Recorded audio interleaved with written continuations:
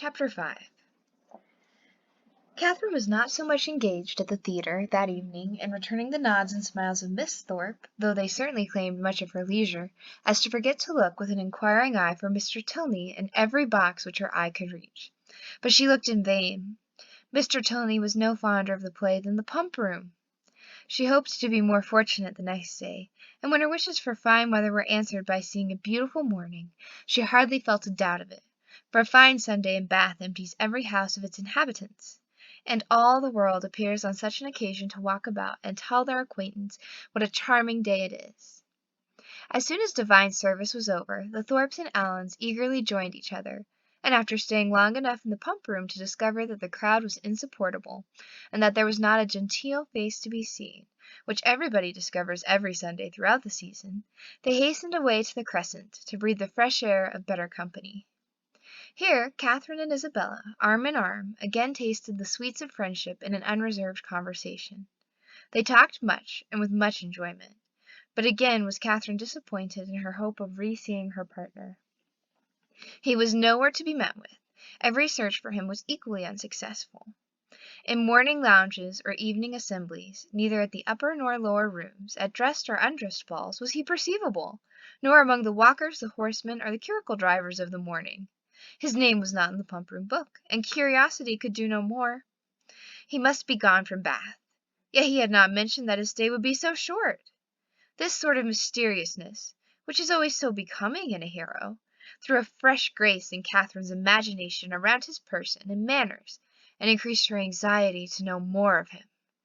From the Thorpes she could learn nothing, for they had been only 2 days in Bath before they met with Mrs. Allen.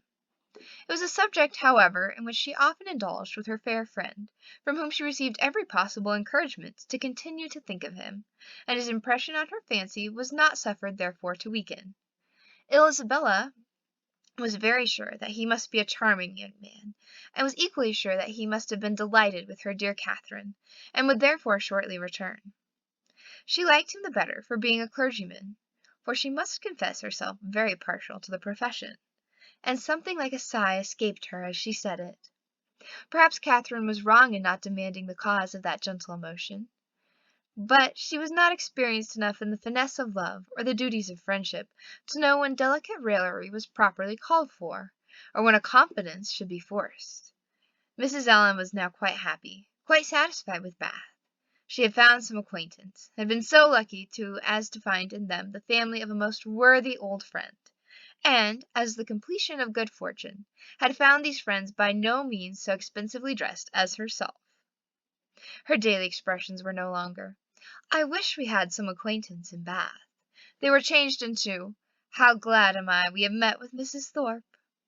And she was as eager in promoting the intercourse of the two families as her young charge and Isabella themselves could be, never satisfied with the day unless she spent the chief of it by the side of Mrs. Thorpe in what they called conversation, but in which there was scarcely ever any exchange of opinion, and not often any resemblance of subject.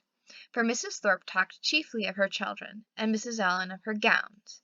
The progress of the friendship between Catherine and Isabella was quick as its beginning had been warm, and they passed so rapidly through every gradation of increasing tenderness that there was shortly no fresh proof of it to be given to their friends or themselves.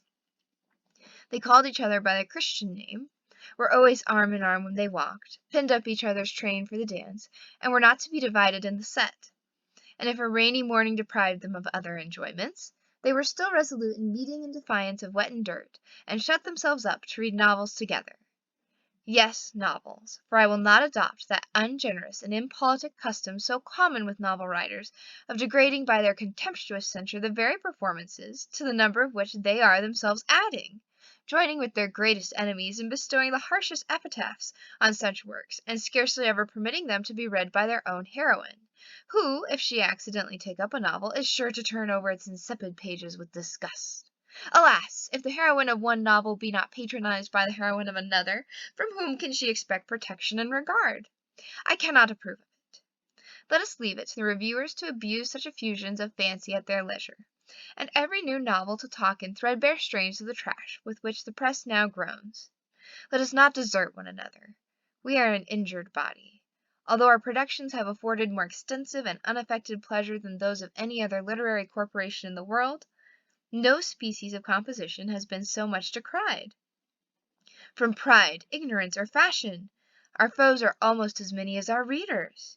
And while the abilities of the 900th abridger of the history of England, or of the man who collects and publishes in a volume some dozen lines of Milton, Pope, and Prior, with a paper from the Spectator, and a chapter from Sterne, are eulogized by 1,000 pens, there seems almost a general wish of decrying the capacity and undervaluing the labor of the novelist, and of slighting the performances which have only genius, wit, and taste to recommend them. I am no novel reader. I seldom look into novels. Do not imagine that I often read novels. It is really very well for a novel. Such is the common cant. And what are you reading, miss? Oh, it is only a novel, replies the young lady, while she lays down her book with affected indifference or momentary shame. It is only Cecilia, or Camilla, or Belinda. Or, in short, only some work in which the greatest powers of the mind are displayed, in which the most thorough knowledge of human nature, the happiest delineation of its varieties, the liveliest effusions of wit and humour are conveyed to the world in the best chosen language. Now, had the same young lady been engaged with a volume of the Spectator instead of such a work, how proudly would she have produced the book and told its name, though the chances must be against her being occupied by any part of that voluminous publication, of which either the matter or manner would not disgust a young person of taste, the substance of its papers so often consisting in the statement of improbable circumstances, unnatural characters, and topics of conversation which no longer concern any one living, and their language, too, frequently so coarse as to give no very favorable idea of the age that could endure it.